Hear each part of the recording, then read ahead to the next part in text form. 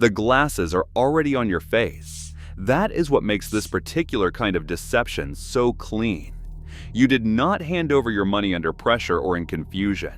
You handed it over at a counter with soft lighting and someone in a white coat who smiled while they swiped your card, and you walked out wearing a name you paid for. A name that had nothing to do with the physical object sitting on the bridge of your nose. The sunglasses or frames you are wearing right now, the ones with the logo you chose specifically, were not made by the brand printed on the temple. They were not touched by the atelier, the creative director, or the maison whose identity you are carrying into the world.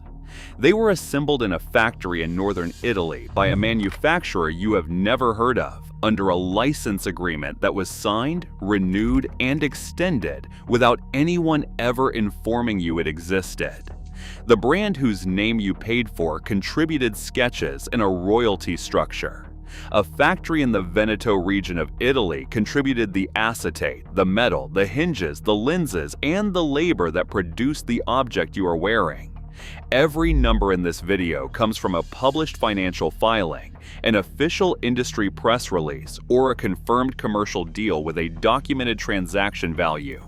No anonymous sources, no estimates dressed up as research. The contracts are real, the factories are real, the payments are real, and these brands have built their entire commercial model on the assumption that you will never go looking for any of it. 5 brands ranked from expensive to completely obscene. Number 5. Dior. The house that has spent decades building the idea that its glasses carry the same DNA as its couture, its runway shows, its red carpet presence. For 23 years, not a single pair of Dior glasses was made by Dior.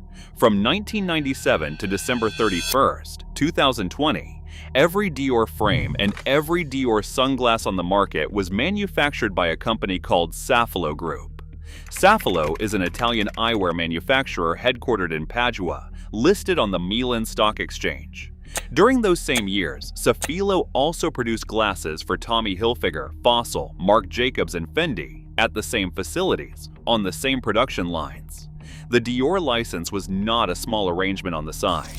It represented approximately 125 million euros per year in revenue for Safilo, 13% of their entire annual turnover, a figure the company itself disclosed publicly when the end of the relationship was confirmed.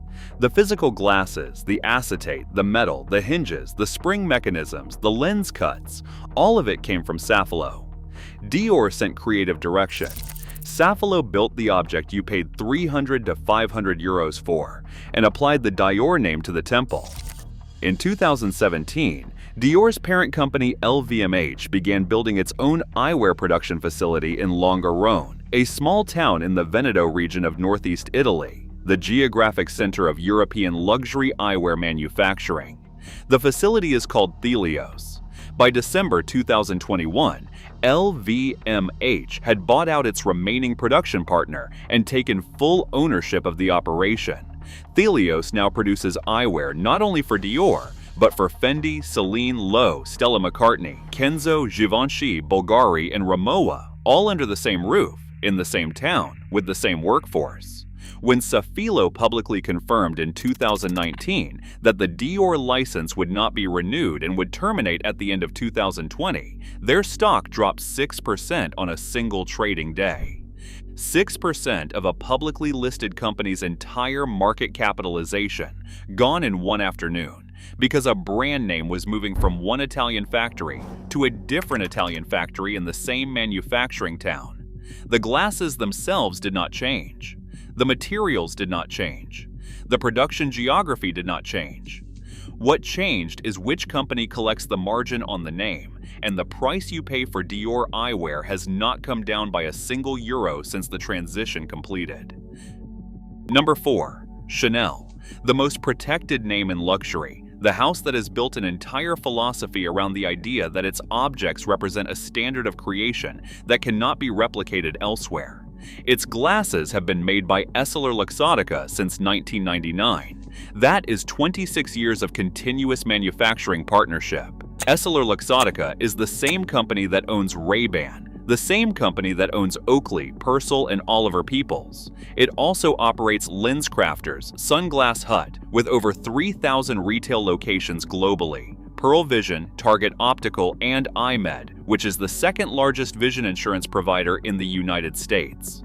One company, glasses, stores, and the insurance that pays for the glasses in the stores. EssilorLuxottica reported a gross margin of 63.5% in their full year 2024 results, published in February 2025, from their own annual report filed with financial regulators. That means for every 100 euros worth of product they ship, 63 euros and 50 cents stays with the company, before they have spent a single cent on advertising or retail operations. In October 2019, Chanel and EssilorLuxottica published a joint press release announcing the early renewal of their license agreement. The deal runs 5 years, effective January 1st, 2020 through December 31st, 2024, with an option to extend through December 31st, 2027. Bruno Pavlovsky, president of Chanel Fashion, was quoted saying that Chanel had developed a very strong and valuable partnership with Luxottica over the past 20 years. 20 years of the same manufacturer making the glasses that carry the Chanel name. The frames retail between 350 and 600 euros. The acetate or metal construction that constitutes the physical object costs between 10 and 30 euros to produce at EssilorLuxottica's industrial scale. Chanel enforces one specific condition on the distribution of its eyewear that serves as the primary instrument of perceived exclusivity. The glasses are available through just 4% of optical retailers worldwide. That number is not a reflection of quality standards or rigorous selection criteria. It is a deliberate scarcity mechanism applied to a product made on the same industrial equipment in the same Italian manufacturing corridor as the rest of the EssilorLuxottica catalog. Luxottica's marketing director stated publicly that the 4% distribution ceiling is a conscious commercial strategy, not a production limitation. The double C on the temple costs approximately 320 to 570 euros per pair. The frame underneath it costs 10 to 30 euros. Number 3. Cartier. Cartier, the jeweler of kings since 1847, is the maison that sells platinum and gold and charges 800 euros on average for its eyewear. In 2017, however, it could not keep its own glasses factory profitable. Cartier had been one of the only luxury houses left that still ran its own eyewear production plant, a facility called Manufacture Cartier Lunettes, located in Soucy-en-Brie, France, outside Paris. The factory existed specifically so Cartier could credibly claim that its glasses were produced in-house, a meaningful distinction in a market where nearly every other luxury brand had already moved production to external manufacturers. That distinction carried significant marketing value at 800 euros per pair. The problem was that the economics would not hold. Luca Solca, head of luxury goods research at Exane BNP Paribas, said at the time of the deal announcement in March 2017 that the Soucy-en-Brie facility was losing material amounts of money. A brand charging 800 euros per pair, operating under one of the most recognized luxury names on earth, with a parent company in Richemont that also owns Van Cleef & Arpels Piaget and Vacheron Constantin, could not make a glasses factory work at a profit. The resolution came in March 2017 with a partnership signed with Kering Eyewear, the eyewear division of the Kering luxury group that manages Gucci, Saint Laurent, and Bottega Veneta. Kering Eyewear took over the development, manufacturing, and worldwide distribution of Cartier eyewear entirely. In exchange for assuming that responsibility, Kering gave Richemont a 30% stake in Kering Eyewear. No cash changed hands. Richemont contributed the Cartier license and the factory to the arrangement. Kering absorbed the facility and the losses that came with it, and in return, received the production and distribution rights to one of the most expensive eyewear names on the market. The first collection produced under the new arrangement was presented at Silmo Paris in October 2017.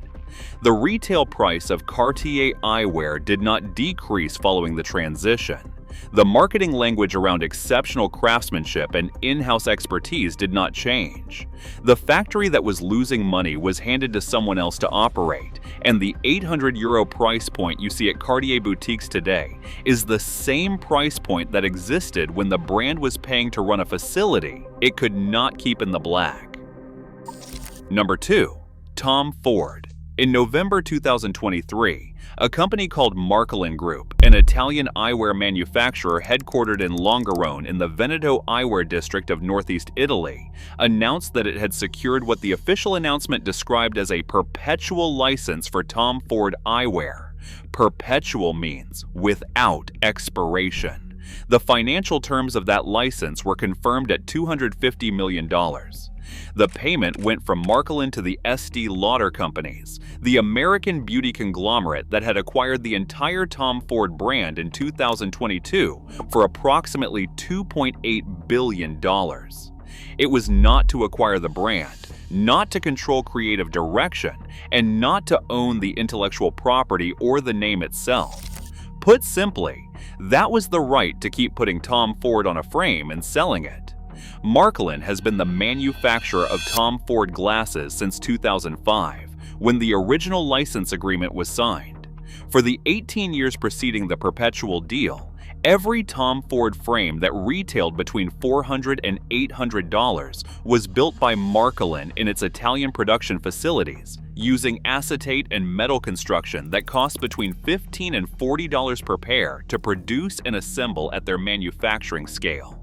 The brand name accounted for the difference between that production cost and everything above it at the point of sale.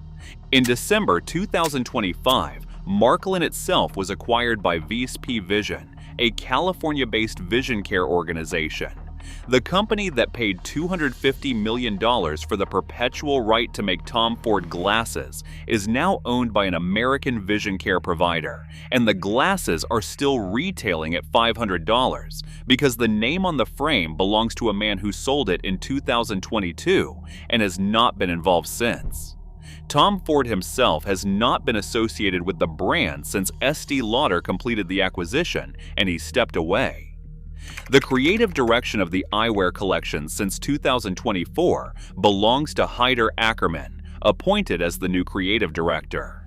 The name on the frame belongs to someone else. The glasses are built in northern Italy by a company now owned in California.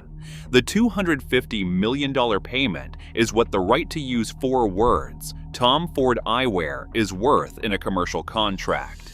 The frame underneath those 4 words costs $40 on a generous day. And the one that made all of this possible, Ray-Ban.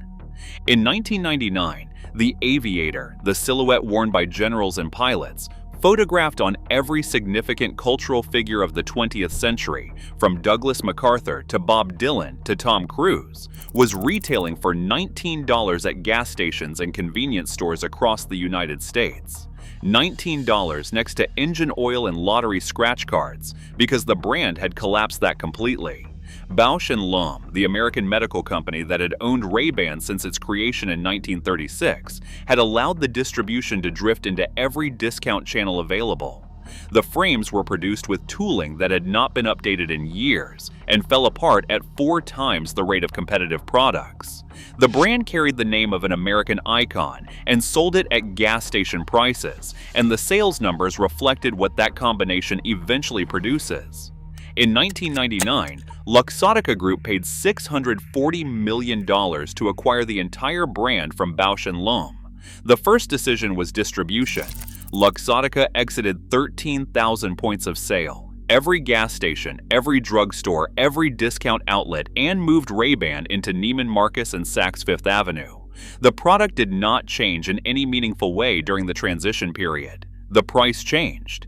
In the year 2000, a year after the acquisition, the entry price for aviators was $79. By 2002, it was $89. By 2009, as newer materials were introduced and the marketing investment intensified, the entry price reached $129. Aviators today start at $163 and reach $193 for the standard models most people buy. The lens remains a teardrop of metal and glass sitting in a wire frame. The fundamental construction has not changed. In the year 2000, Ray-Ban generated 252 million euros in revenue for Luxottica, representing 10% of total company sales. By 2014, that number had reached 2.065 billion euros, 27% of total Luxottica revenue, a growth of more than 8 times in 14 years, on a product that had not structurally changed. Essilor Luxottica. The company formed when Luxottica merged with French lens manufacturer Essilor in 2018 to create the largest eyewear entity on Earth, reported a full-year gross margin of 63.5% in 2024 from their own annual report published in February 2025. That means when you spend $193 on the aviators sitting on your face right now, at least 122 of those dollars stay with the company before they have paid for a single advertisement, a single celebrity partnership, or a single unit of the Ray-Ban Meta Smart Glass collaboration with Meta that sold over 2 million pairs since September 2023. The frame costs between $10 and $20 to manufacture at Essilor Luxottica's scale of production. The name printed on the lens, the name that was selling for $19 at a gas station 25 years ago, accounts for everything above that. Ray-Ban is not a product. It is a repositioning exercise financed entirely by the distance between what the object costs to build and what the address of the store selling it allows them to charge. They proved that the same pair of glasses is worth $19 on one shelf and $193 on another. They spent the last 25 years making sure you never stood in the store that sold them for $19. 3 places where the money actually reaches the product. Warby Parker launched in 2010 on one premise: remove every layer between the factory and the person wearing the glasses. Their frames start at $95, and that starting price has not increased since the company opened.